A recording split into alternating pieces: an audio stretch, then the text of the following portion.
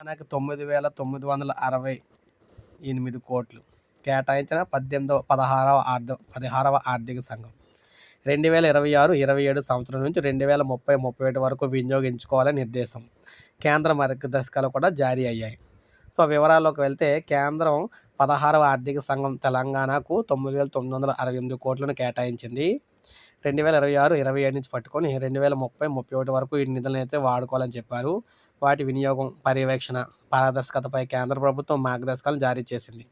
ఈ మొత్తాన్ని గ్రామీణ, స్థానిక సంస్థలైన గ్రామ పంచాయతీలు, మండల, జిల్లా పరిషత్తులతో మౌలిక సదుపాయాల అభివృద్ధి, తాగునీటి సరఫరా, పారిశుధ్యం, వ్యర్థాల నిర్వహణ, గ్రామీణ రహదారులు, స్ట్రీట్ లైట్లు, ఇతర ప్రజల సేవల కోసం ఉపయోగించాలని పేర్కొంది. ఆయా గ్రాంట్లను వేతనాలు, పెన్షన్ చెల్లింపుల కోసం ఉపయోగించరాదని కూడా నిర్దేశించింది.